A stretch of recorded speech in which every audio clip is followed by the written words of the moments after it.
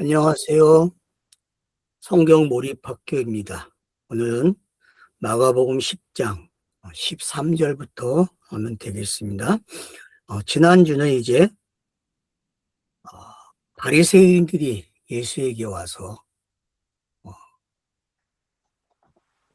남자가 여자가 떠나는 게 이혼하는 게 어떤 겁니까? 라고 물어보죠.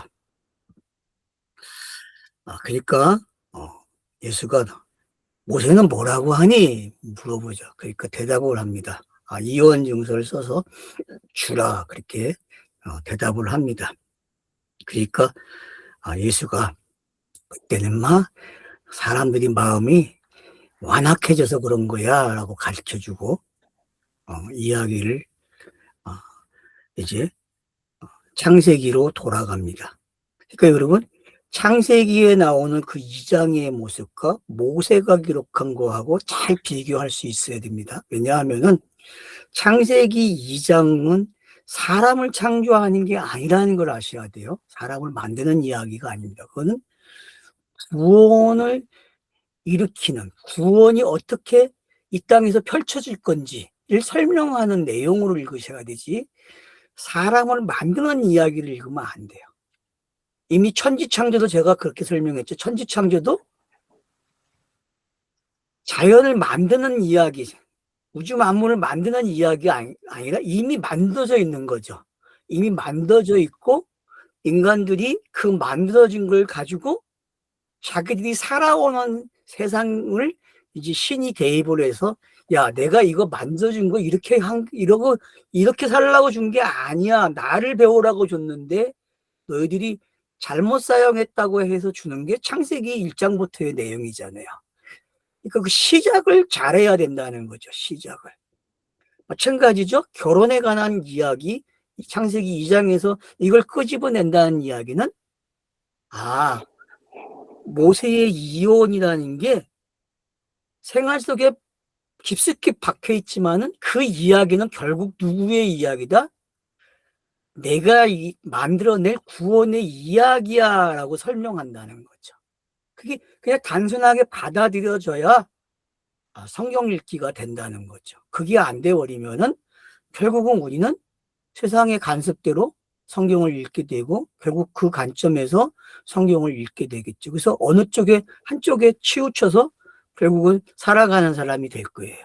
나는 보수다, 진보다, 아니면 난 중립이야. 이런 식으로 살아가는 이야기밖에 안 된다는 거죠. 그러나 성경은 세상의 것을 사용하되 그것을 가지고 뭐 한다? 구원에 대한 이야기로 서술했다라는 사실을 꼭 기억해야 한다는 겁니다. 그게 안 되면은 성경 안 읽는 게 낫죠. 성경 안 읽는 게 낫습니다, 여러분. 성경을 읽는다는 거는 성경을 구원의 책으로 예수가 그리스도가 됨으로써 내가 어떻게 구원을 받는지를 배우는 거죠. 그리고 그 구원받은 삶을 은혜로 살아내는 거거든요. 그걸 저는 에클레시아의 모습이다 그랬어요. 에클레시아가 어떤 건지 알아가려면 결국 우리가 어떠한 삶을 살아야 됩니까? 딴 거 없어요, 여러분. 저와 여러분이 성경을 읽으면서 예수의 살아가는 그 공생에 육 안에 영이 있는 게 어떤 건지. 에클레시아도 마찬가지 아닙니까? 이 땅에서 에클레시아는 육 안에 영이 있는 거예요. 육 안에 영이. 그러니까 예수의 공생애와 에클레시아는 삶은 똑같다는 거죠. 그래서 제가 재생한다 그런 표현을 쓴 거예요. 이걸 잘 이해하셔야만 왜 예수가 바리새인들의 질문을 스스로 대답하게 했는지 바리새인들이. 그리고 그 대답을 통해서 예수가 본질로 가는 거죠. 너희들이 이것까지 알아야 돼. 그것만 알면 안 되라고 가르쳐 주는 거죠. 율법만 알면 안 되고 본질을 배워야 돼. 그 본질을 아니까 해석이 되죠. 율법이. 이혼법이 뭔지를 알게 된단 말이에요. 이혼이라는 게 이런 거구나라는 걸 배우게 되고 제자들이 또 물어봐요. 그러니까 설명을 해줘요. 그래서 결국은 간음이라는 게 깨달아져야만 이 땅에서 구원받는 걸 배우게 돼라고 가르쳐 주는 거죠.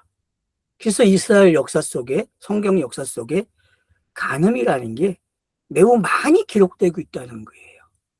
선지서에는 거의 시작할 때 모든 내용이 그런 내용으로 나오기 시작하고 있고, 그 중에서도 호세아서, 이사야서, 예레미야, 그런 이야기들이 깔려 있다는 거죠.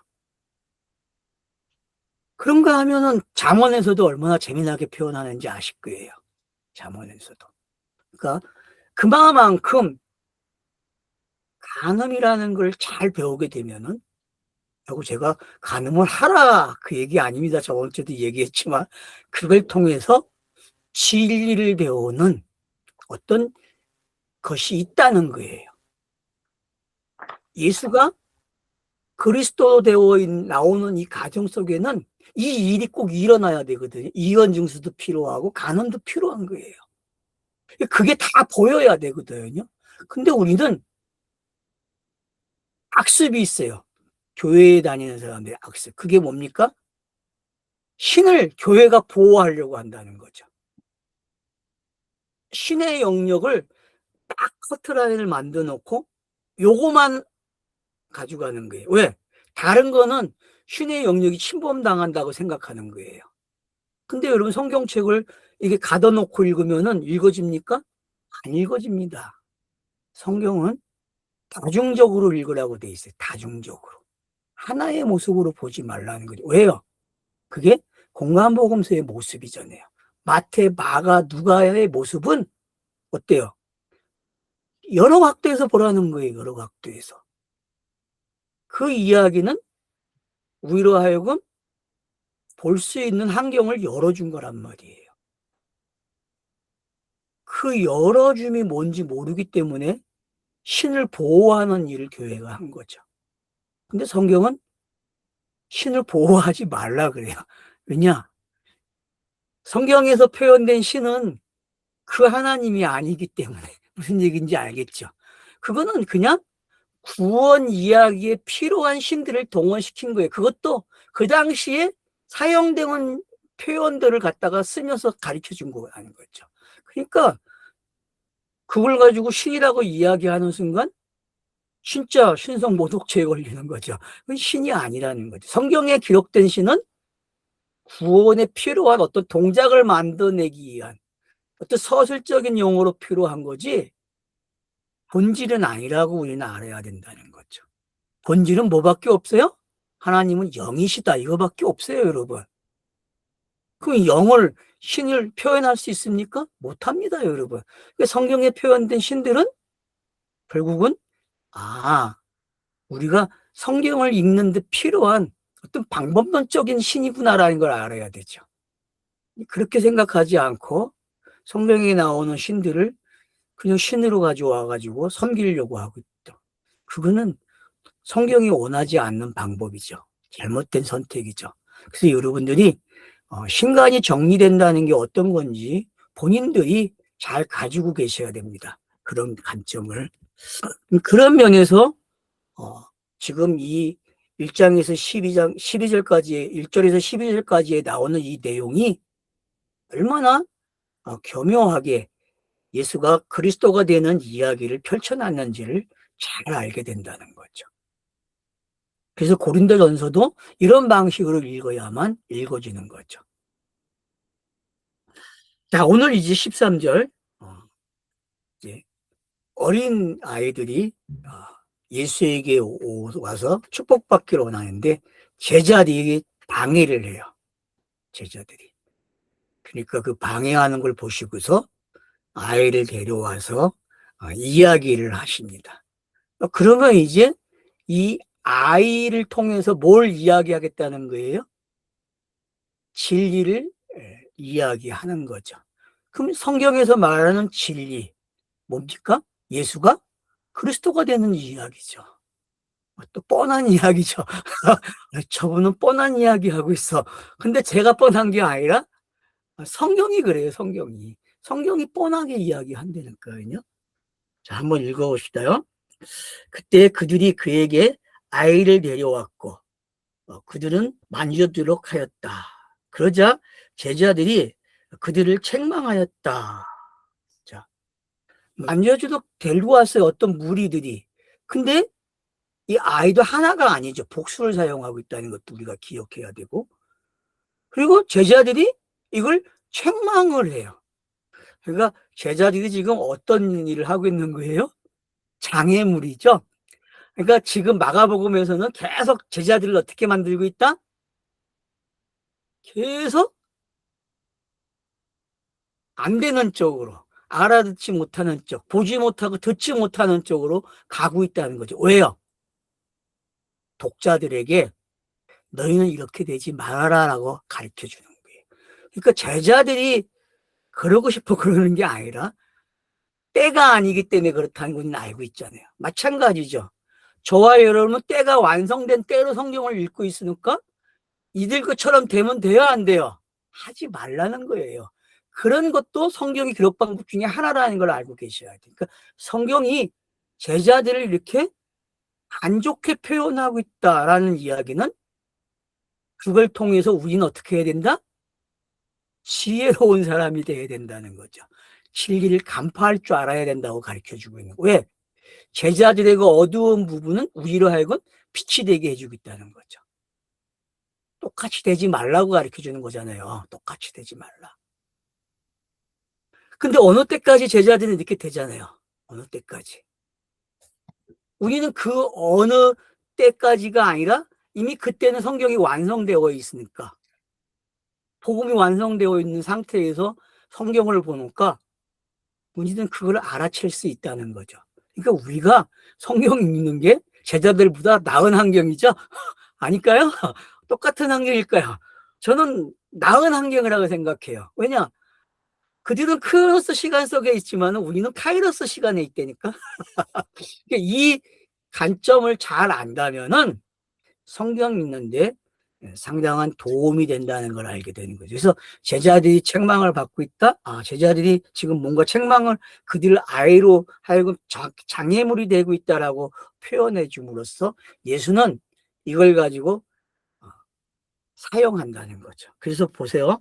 어떻게 사용하는지. 그러나 예수께서 보시고 화내시며 그들에게 말하였다. 자, 화를 냈대요. 노하셨다 그러죠. 노하셨다. 화를 냈다. 예수는 화내면 안 되죠. 원래 교회가 배워온 대로 하면은 화내면 맞습니까? 화 못 내요. 그리고 교회에서 배운 각도로 보면요. 그러니까 화를 냈다는 게 어떤 건지도 아셔야 된다는 거죠. 화를 내는 게. 그래서 히브리서 여러분들이 3장, 4장을 잘 읽으셔야 돼요. 그는 우리의 혈과 같다고 표현하고 있죠. 이 혈과 같다는 게 어떤 건지 아셔야 되거든요.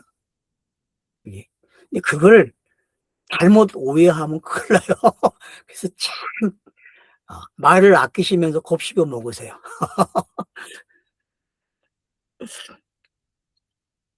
자, 그래서, 화를 내셨다? 그리고 어떡합니까? 어린이를 내게 오는 것을 허락하라. 그를 금하지 마라. 라고 이야기하며. 어린이들이 내게 오는 거 금하지 마라고 이야기하는 거죠. 여러분, 인성이 있는데 그 인성이 신성으로 교육을 받는다 생각해 보세요.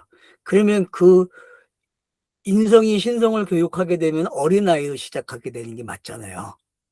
그것도 한번 생각해 보세요. 제가 그냥 지금 말을 하고 있는 거예요. 그러니까 인성이 예수는 두 가지의 신성이 있잖아요. 두 가지의 그 인격이 인성과 신성.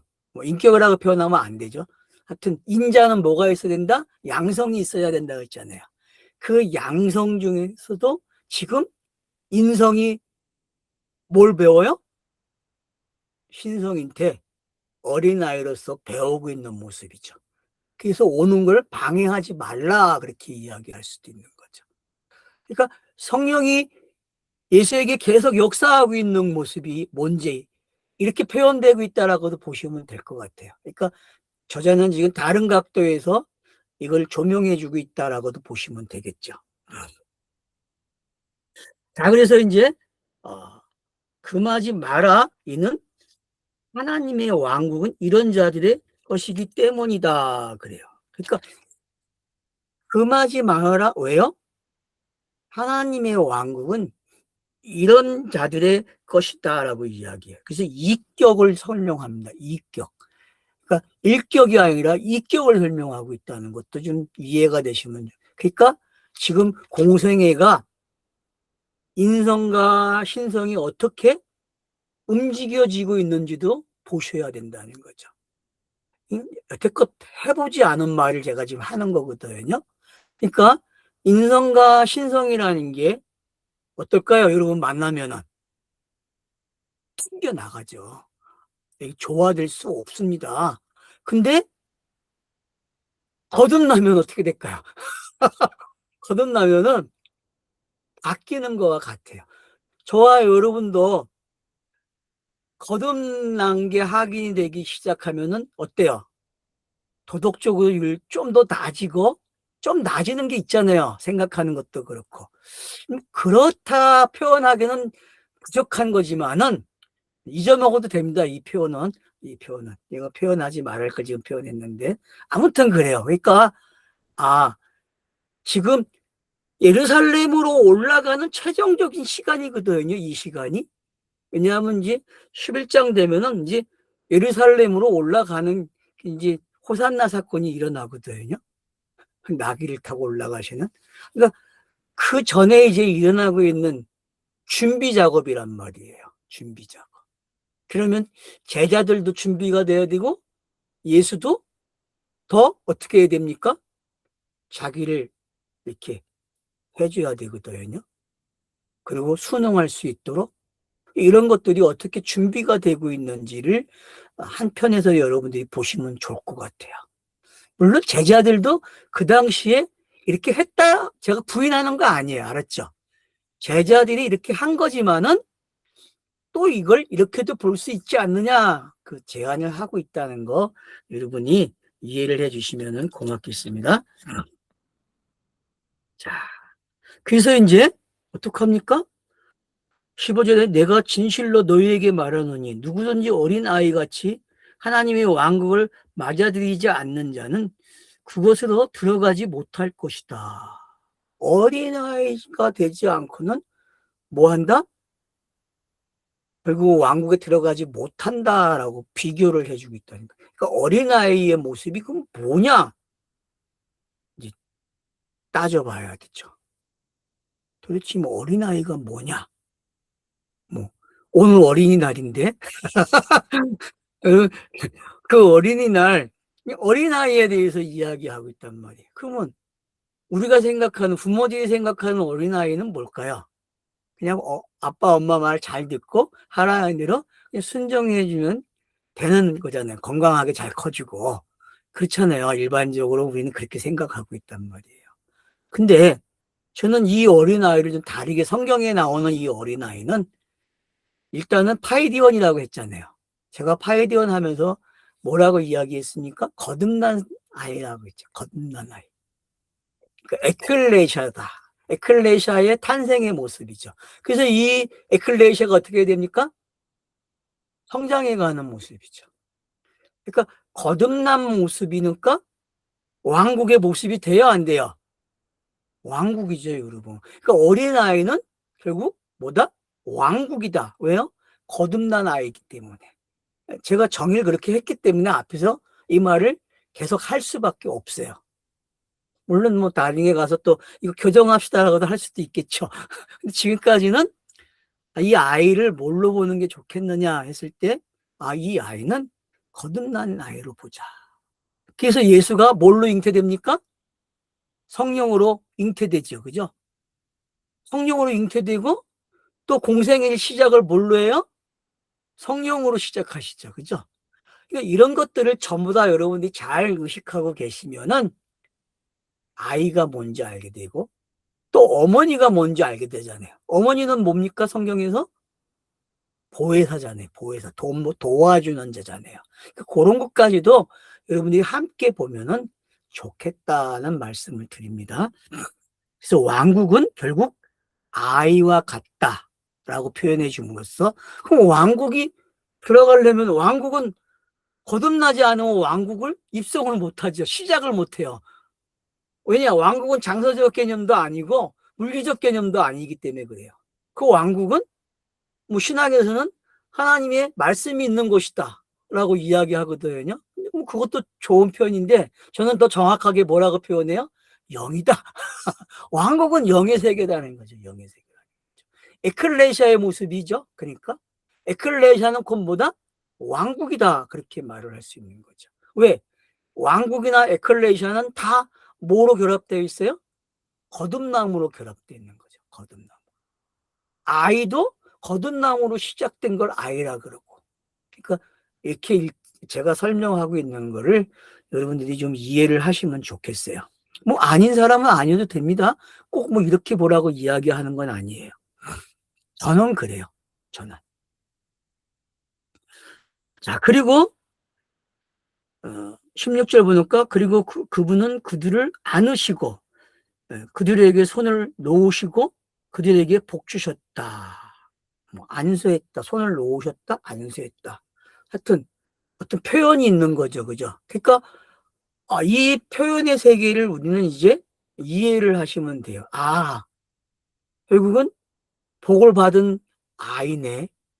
그죠? 복을 받은 아이예요. 아이가 그러니까 예수 품에 안긴 아이. 그러면 예수 자신도 어디에 안겨야 돼요? 여기에 안겨야 되고. 그러니까 예수 자신도 지금 여기에 안겨야 되고 제자들도 여기에 안에 들어와야 되고 독자도 성경을 읽는 저와 여러분도 이 안에 있어야 되거든요. 예. 거듭남은 시작점이기 때문에 그래요.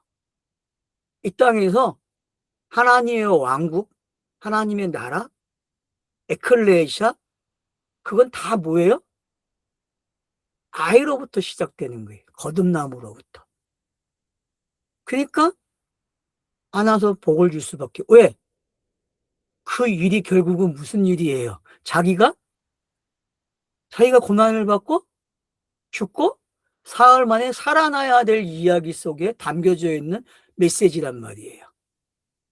이렇게 할 수 있는 이유가 만약에 이 일이 안 일어나면은 아이에게 복 준 거 허상이죠. 일반 종교들의 지도자들이 오늘날 목사들이 얼마나 많이 축복했어요. 아이들에게.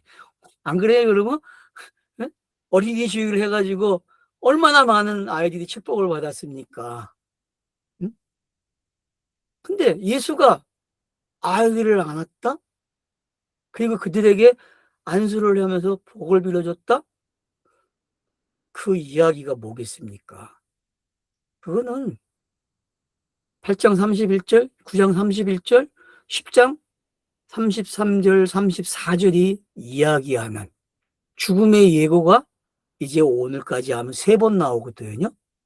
10장에서 또 나오기 때문에. 그래서 8장, 9장, 10장이 연속 지금 뭐 하고 있어요? 예수가 죽고 사흘 만에 살아난다. 이 이야기 배경 속에 아이가 등장하는 거예요. 그러니까 아이는 이 이야기의 힘으로, 바탕으로 어떻게 됩니까? 보호받고 복을 받는 아이가 되는 거죠. 그게 거듭난 내용 속에 다 담겨져 있는 거예요.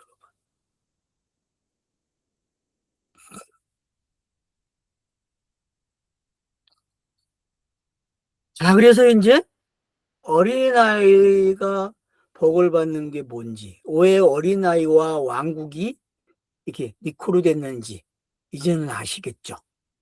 그래서 어린아이는 결국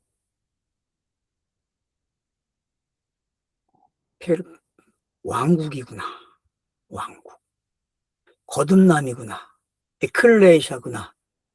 그래서 이들이 이 땅에서 어떻게 됩니까? 계속 성장하는 거예요.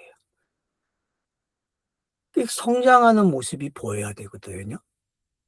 그래서 모든 것이 협력해서 선을 이룬다는 게 지금 어린아이들이 찾아오고 제자들이 그들 막았을 때 책망을 받고 그리고 어린아이를 왕국과 비교해 줌으로써 그 내용들이 뭘 만들어낸다?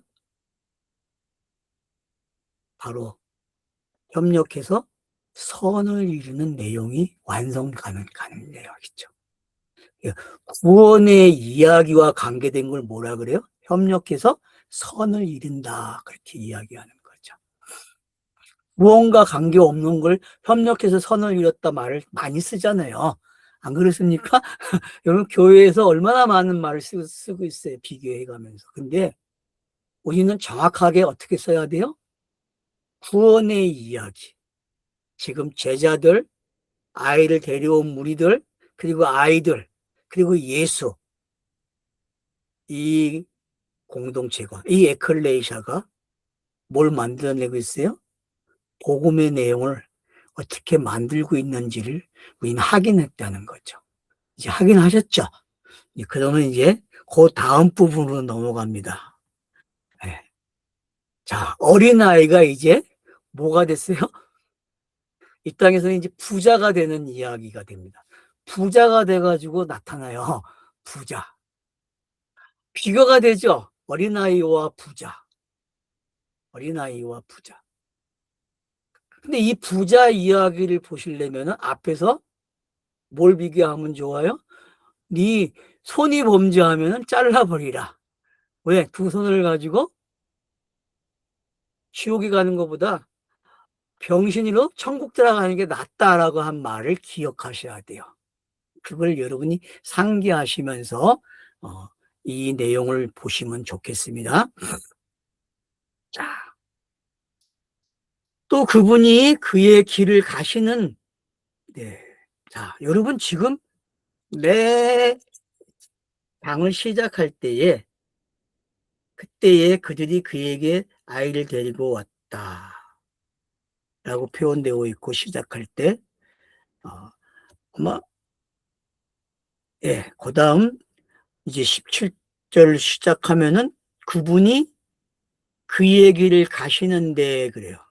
여러분 그분이 그의 길을 가는데라고 하는 건 어떤 길입니까? 예루살렘으로 가는 거죠. 뭐하러? 8장 31절, 9장 31절, 10장 33절, 34절이 뭘 이야기하는지 이제 잘 보시게 되면은 여기서 말하는 그분이 그의 길을 가시는데라는 이 표현을 읽게 되는 거예요. 그러니까 여러분 그분이 어떤 길을 가고 있다? 예루살렘을 향해서 가고 있다라는 걸 잘 가르쳐주는 표현이 되고 있는 거죠.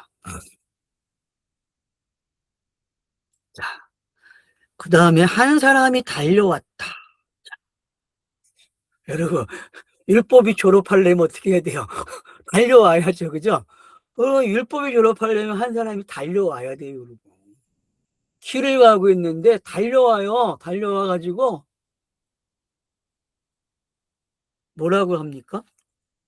질문이 되게 재밌어요. 무릎을 꿇었다? 간청했다 그래요. 그러니까 무릎을 꿇고 간청을 했다는 게 얼마나 애절한지 여러분이 아셔야 돼요. 평범하게 온 게 아니라는 걸 알게 되는 거죠. 왜? 모든 걸 가졌는데도 스스로가 뭘 알아요? 영생이 아니라는 걸 알고 있다는 거야. 재밌죠? 이 사람이 알고 있는 거야. 뒤에 내용이 나오지만 그는 이미 율법이 말하는 것 십계명을 어려서부터 지켰다고 이야기해요. 그러면 어려서부터 지켰다는 게 뭔지 앞에 나온 그 아이와 이 아이가 비교되죠. 그죠? 그럼 니코로 시켜야 돼요. 이게 이걸 하셔야만 이해가 더 빨라집니다. 자, 그래서 보세요, 이제. 선한 선생님이여, 내가 무슨 선한 것을 행해야 영원한 생명을 얻을 수 있습니까? 자, 선한 선생님이요, 내가 무슨 선을 행해야만 영생을 얻을 수 있습니까? 이렇게 마사에서는 번역이 되어 있고요. 여기서는 뭐라고 해요, 여러분? 개역성경에서는 선한 선생님이여, 내가 무엇을 하여야 영생을 얻습니까? 선한이라는 단어를 빠졌죠. 그죠? 그래서 선한이라는 단어가 생략됐어요. 우리 개역성경에서는. 두 번은 사용을 안 해요. 한 번만 사용했어요. 그 점은 여러분이 참고하면 좋을 것 같아요. 물론 사본의 차이도 있을 수 있으니까 그건 여러분들이 한번 뭐 실력 있는 분들은 확인하시면 좋겠죠. 자, 여기서 분명한 것은 선한 선생님이요, 내가 무슨 선한 것을 행해야 영원한 생명을 얻을 수 있습니까? 이 질문으로 시작이 돼요. 그러니까 10장의 세 번째 섹터는 뭐다? 무엇을 해야 영생을 얻습니까? 이렇게 질문으로 시작을 한다는 거죠. 그것도 선한 선생님에게 어떤 선을 행해야만 내가 영생을 얻을 수 있습니까? 그러면 이제 선이 뭔지 우리는 알고 있어요. 성경이 말하는 선은 뭐밖에 없다? 하나님의 뜻이 땅에서 이루어지는 거죠. 창세기에서 보시기 좋았더라는 게 여러분 선이잖아요. 선. 그분이 말한 대로 되어진 거. 그러니까 그 하나님이 원하시는 대로 이 땅에서 이루어지면은 그걸 뭐라 그래요? 선이라 그래요. 그러니까 이 청년이 와서 하는, 이 사람이 와서 하는 말 자체가 자기에게 합당한 말이에요? 아니에요? 성경에서 채용할 수 없는 말이 될 수 있어요. 왜냐? 선의 개념은 그래서 앞에 나오죠? 뒤에 나오죠? 예수가 뭐라 그럽니까? 18절에 그러자 예수께서 그에게 말씀하셨다. 왜 나를 선하다고 말하느냐? 맞죠? 아직 어떤 일이 안 일어났어요? 예수에서 그리스도로 안 넘어갔으니까 선이 될 수 없어요, 여러분. 그 길을 가야만, 그 길을 도착해서 완성해야만 선한 자가 돼요. 이해가 되시죠? 이 부분도. 어떤 자도 하나님 한 분 외에는 선한 자가 없다. 이 말은 주기도문에 나오는 그 하나님을 가리키는 거죠. 그죠? 주기도문에 나오는 그 하나님. 그분만이, 왜? 그분은 영이시기 때문에 이미 완료된 걸 가지고 있잖아요. 시작도 하셨고 완료도 되고. 그죠? 그게 이제 하늘에서 이루어졌고 땅에서 이루어져야 돼요. 그래서 예수는 그 길을 가는 거예요, 지금. 그러니까 여러분, 그 길을 갔다고 하는 그 17절의 초반부의 단어가 얼마나 중요한 단어인지 알고 계셔야, 놓치면 안 됩니다. 그 단어를. 그래서 예수는 나는 아직 선하지 않아 라고 이야기하는 거예요. 그럼 겸손해서 그 말 한 거 아니에요? 뭐 목사님들은 뭐 아유, 이 선한 분이신데 겸손하게 그러셨다고 이야기하잖아요. 그런 겸손 아니에요. 이거는 아직 때가 아니었기 때문에 그래요. 이때는 선하다고 말할 수 없는 때라는 거죠. 이때는.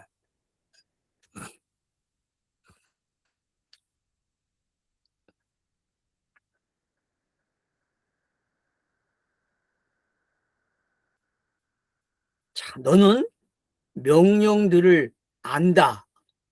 벌써 예수도 알아요. 너 명령들 알지? 그죠? 그러니까 이 청년이 누군지 여러분 이제 이해가 되십니까? 여기에 나오는 이 사람이 누구예요 도대체? 네? 이 사람. 한번 여러분들이 질문을 던지고 한번 답을 갖다가 적어놔 보세요. 지금 저는 말을 안 합니다. 요건 그냥 덮어놓고 갈게요. 자, 그러면서 너는 안다 라고 이야기하면서 뭐라고 합니까? 너는 살인을 하지 마라, 간음하지 마라, 너는 도둑질하지 마라, 너는 거짓 증거하지 마라, 너는 속이지 말고 내 아버지와 어머니를 공경하라. 그러자 그분께 말했다. 선생님, 이 모든 것을 내 어린 시절부터 모든 것들을 내가 지켰습니다 라고 이야기해요. 그러니까 이해가 되셔야 돼요. 이 말이 뭔지. 이거는요,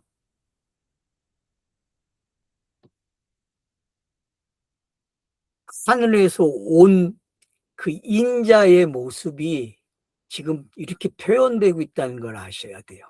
그리고 그러면 이 부자는 누구냐? 이제 이게 누군가를 알아야 되거든요. 이게 와서 나는 너는 안다고 표현했고, 그죠?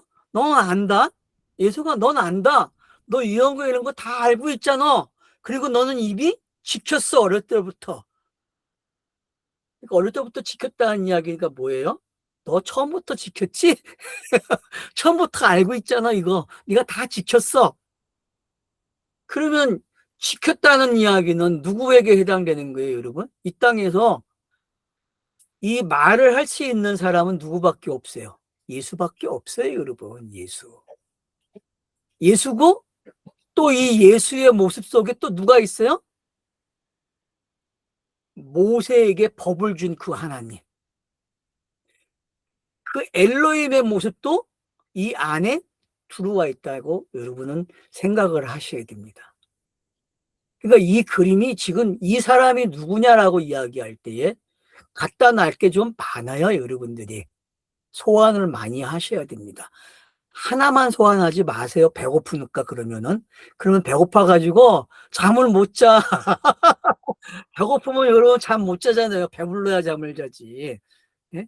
그러니까 잠자고 싶으세요? 오늘? 그러면은 좀 소환을 좀 많이 하세요.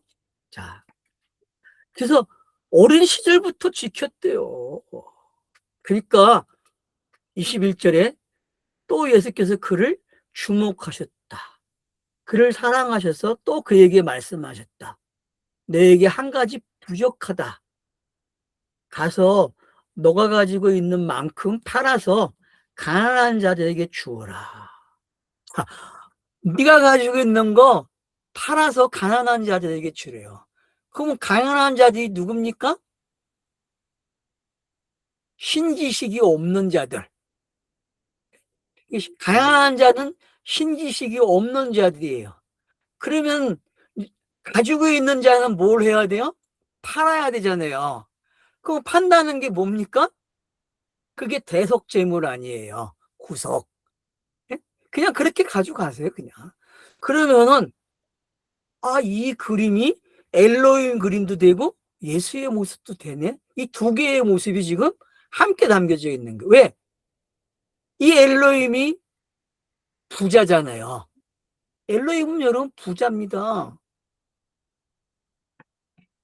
근데 엘로힘이 팔 수가 있어요? 못 팔아, 여러분. 엘로힘은 절대 못 팔아. 누구에게 가야 돼요? 에베소서에 보면 아버지가 아들에게 줘야만 되는 거야. 그죠? 아버지가 가지고 있는 생각들 세계를, 계획을 다 아들이 어떻게 해야 돼요? 이행하는 거와 같은 거죠.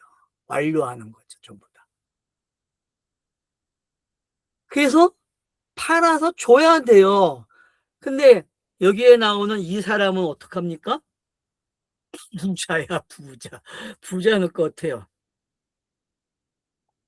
응? 21절 보세요.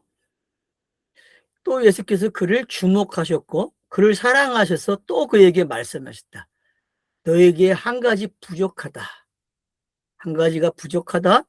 가서 너가 가지고 있는 만큼 팔아서 가난한 자들에게 주어라. 그러면 하늘들에서 너는 보물을 가질 것이며 그리고 와서 나를 따르라. 이제 뭔지 알겠죠? 나를 따르라까지 이야기합니다.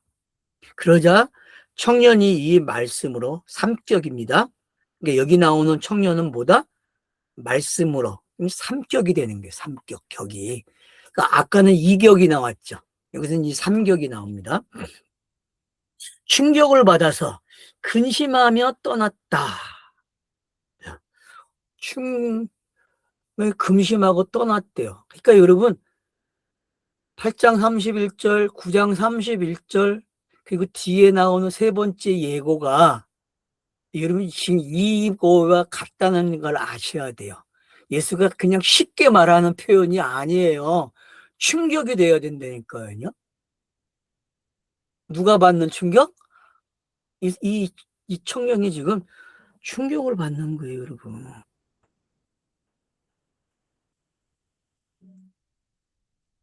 청년이 충격을 받아요, 여러분. 아이가 이제 뭐가 됐어요? 슬그머니 어떤 사람이었는데 청년으로 바뀌어요. 그죠? 문장이. 그러니까 이것도 변화를 잘 보셔야 됩니다. 아이에서 지금 뭘로 왔다? 청년으로 왔네. 어떤 사람은 잘 보셔야 돼. 어떤 사람은 누구고, 청년은 누구고, 문장이 왜 바뀌는지 알겠어요? 이것도 여러분이 변화를 그냥 쉽게 보지 마세요.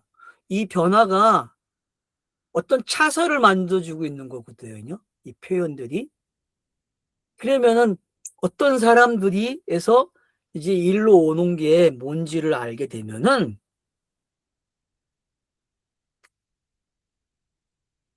그 한 사람이 달려왔을 때의 모습하고, 그리고 지금 이 모습이, 여러분 엘로힘이 그 예수에게 매달리는 그 내용이 어떤 건지 이제 이해가 됩니까? 응? 그래서 로마서 3장에 나오는, 응?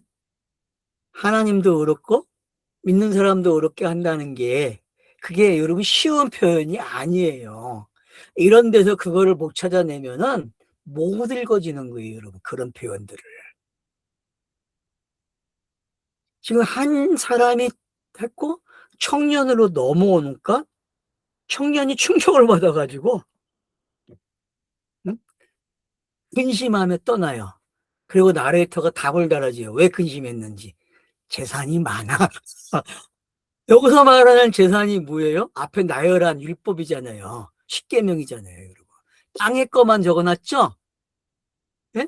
5계명부터 10계명까지 땅에서 일어나는 일을 적어놨단 말이에요. 땅에서 일어나는 것들, 땅에서 해결돼야 될 부분들. 1계명에서 4계명까지는 이거는 신의 영역이잖아요. 신의 영역. 그리고 그래서 아버지께 사랑이고, 5계명부터 10계명까지는 이거는 이웃사랑이라고 이야기하잖아요. 근데 그 이웃사랑에 대한 이야기를 지금 어떻게 합니까? 이렇게 표현하는 거예요. 한 청년이 부자가 돼서 할 수가 없다까지가 여러분 지금 문장이 나와 있어요.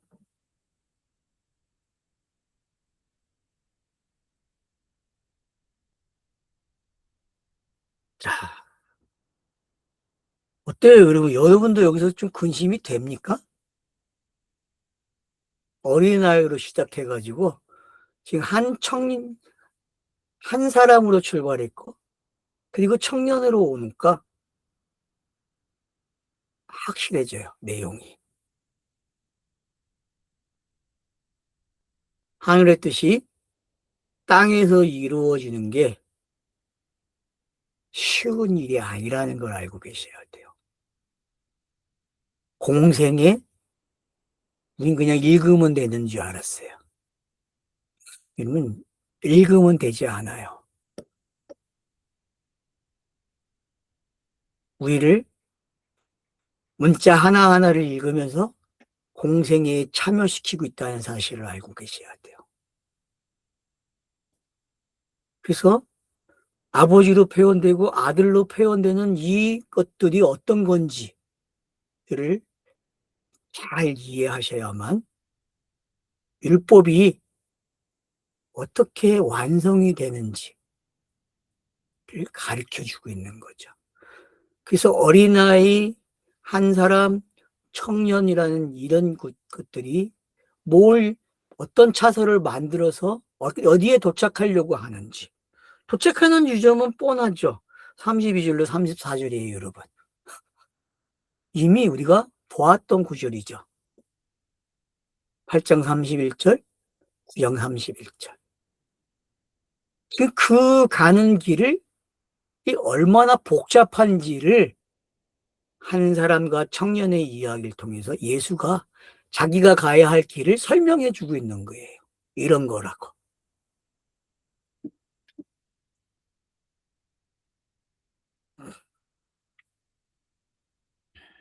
그러나 예수께서 주위를 둘러보시고 그의 제자들에게 말씀하셨다. 재산을 가진 자들이 하늘들의 왕국에 들어가기가 얼마나 힘든가. 그러니까 율법을 가지고는 못 들어가, 그 얘기하는 게 왕국이, 알았죠? 네? 그러니까 미천이 많은 사람들 많잖아요. 유대인들은 아주 그냥 미천이 많아요. 돈이 많아요, 여러분. 바리새인들, 서기관들, 제사장들,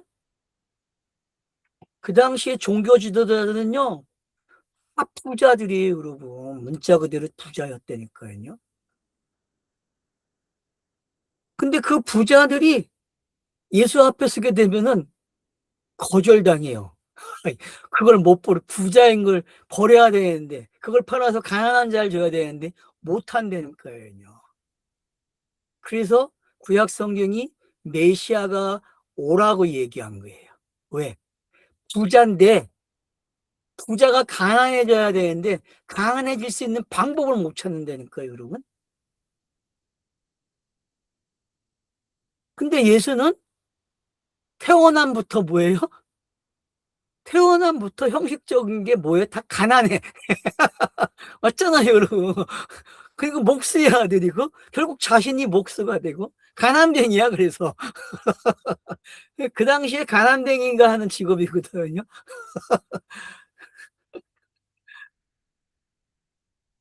협회적으로도 너무나 잘 맞는 거야. 근데 그 반대에 있는 사람들, 종교 지도자는 어때요? 율법을 가지고 있는 자들, 성경을 토대로 가지고 있는 사람들, 그 사람들은요, 온영 그대로 가지고 있잖아요. 이걸 깎아내질 않잖아요. 그쵸? 이거 깎으면 안 되잖아요. 우상이 되니까. 깎지 못해요, 여러분. 그대로 가지고 있다니까? 근데 예수는 어떡합니까?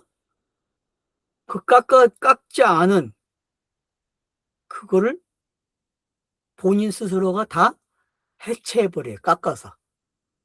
해체해버려요. 그래서 가난해지는 거예요. 부자가 가난해지는 거예요. 그리고 가난해진 걸 가지고 나누어 줘요. 가난한 자들에게. 그러니까 부자가 팔아서 물건을, 그리고 가난한 자에게 나누어 준다? 이게 사도행전까지 나가는 모습이잖아요. 근데 이 부자는 할 수 있어요, 없어요? 없어요. 구약은 못해요. 문자는 못해요. 누가 와야 돼요? 예수가 와서 부자가 돼야 돼요. 그래서 예수는 부자예요. 수고하고 무거운 짐 진 부자죠. 잘 들으셔야 돼요. 예수는 부자예요. 어떤 부자? 수고하고 무거운 짐을 진 부자예요. 세상죄를 지고 가는 어린 양의 부자. 그래서 대성물 그러는 거죠. 그러니까 이 어휘들 속에, 이 단어들 속에, 저자의 나레이터의 속에 지금 우리는 이런 것들이 보여져야 한다는 거죠.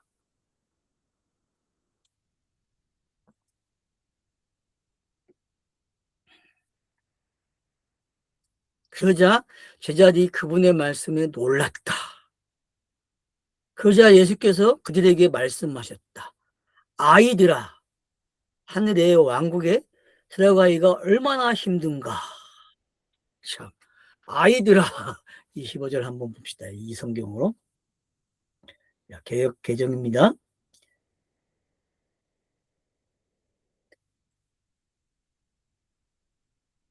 24절부터 봐야 되네요. 자, 제자들이 그 말씀을 놀라는지 예수께서 다시 대답하여 이르시되, 얘들아, 하나님 나라에 들어가기가 얼마나 어려운지. 그러면서 이제 낙타가 바늘기로 나가는 것이 부자가 하나님 나라에 들어가는 것보다 쉬우니라 하시니라.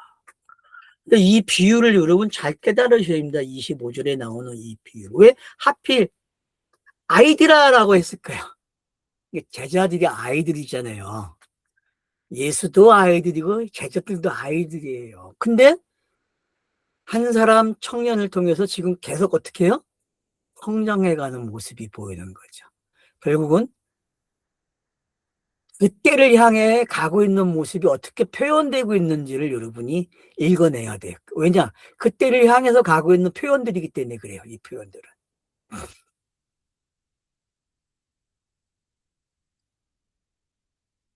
자, 아이들아, 하늘의 왕국에 들어가기가 얼마나 힘든가.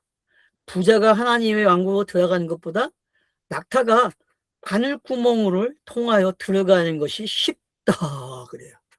그리고 이 말의 유래가 어디서 나왔냐 하면은 성전에 가면은 문이 많아요. 그 문들 중에서 이 낙타가 못 들어가게 하는 문이 있대요. 그걸 이제 예를 들어서 이렇게 표현한 건데, 근데 이게 어떤 뭐 그런 거 가지고 지금 설명이 됩니까? 그건 그냥 학문을 하면, 책을 읽으면, 다 정보 수집하면, 요즘은 뭐 그냥 물어보면 돼요, AI한테. 챗부터 물어보면은 이게 뭐니? 역사적 배경을 설명하라 하면 나오겠어요, 안 나오겠어요? 아, 딱 가르쳐 준다니까. 이거라고. 그건 여러분이 거기서 배우세요. 저는 이걸 그렇게 이제 설명을 안 하려고 그래요.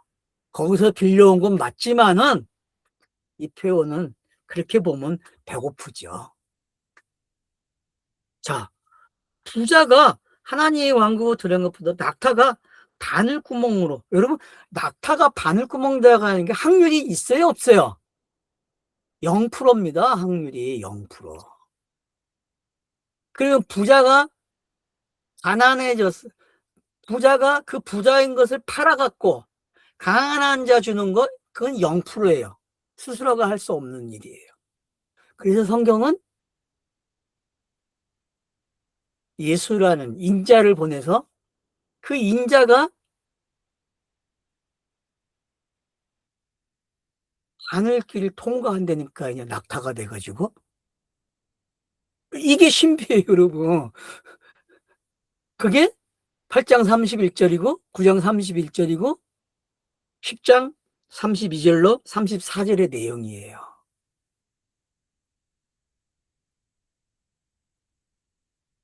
그 여러분 10장 32절을 제가 읽어드릴게요. 34절까지. 그리고 예수께서 예루살렘으로 그 길로 올라가셨고 또 열두 제자들을 그들 앞에 가셨다. 그들은 놀랐으며 또 따르는 자들은 두려워하였다. 또 12명에게 다시 어떤 일이 그에게 일어날 것인가를 말하기를 시작하였다. 보아라, 우리는 예루살렘으로 올라간다. 그리고 사람의 아들은 대성직자들과 서기관들에게 넘겨질 것이며, 그리고 그들은 그를 사형으로 판결하며 이방인에게 넘길 것이다. 그리고 그들은 그를 조롱하고 침뱉으며 또 그에게 채찍질하며 죽일 것이나, 그러나 그는 셋째 날 후에 일어날 것이다. 셋째 날 후에 일어날 4인격으로 나와요. 그러니까 여러분 지금 2인격, 3인격, 4인격, 인격을 사용해서 저자가 차서를 만들어 놨다는 것도 봐야 돼요. 되게 재밌으니까요. 문법을 이렇게 공부하는 거예요. 엉뚱하게 공부하지 마세요. 자, 그래서 놓치지 말아야 할 게 이제 뭔지 알겠죠?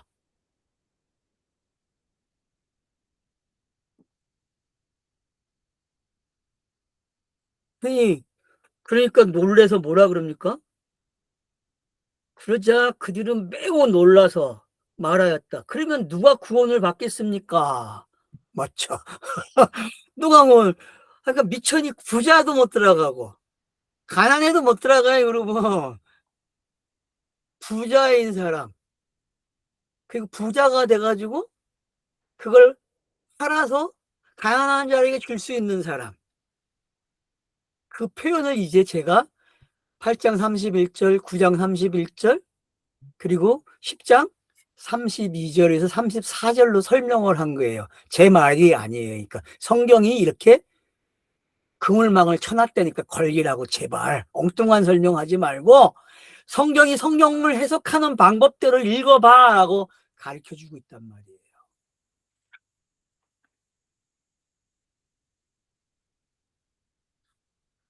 그래서 놀래요, 그러고. 누가 구원을 받을 수 있습니까? 그러니까 그 이야기와 왜 구원이라는 말을 썼는지 니커르가 되죠, 여러분. 그 말이 구원의 이야기인데 못 알아먹는다니까. 그게 제자들이야. 그래서 저자는 그걸 그들의 말을 통해서 이야기하는 거예요. 누가 구원을 받을 수 있습니까? 이러면 이해가 되십니까, 여러분?